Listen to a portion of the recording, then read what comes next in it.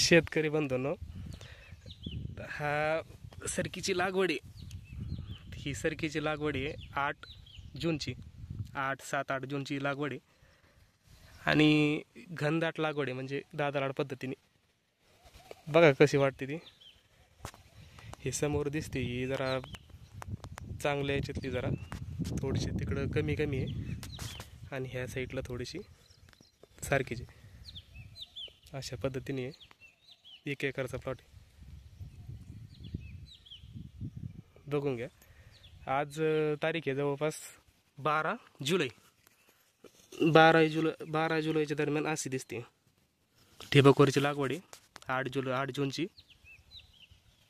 जसजसे आपले वाढत सारखे वाढन 15 दिवसाला 8 दिवसाला आपण व्हिडिओ टाकत चालू का नेमकी कशी प्रगती होती.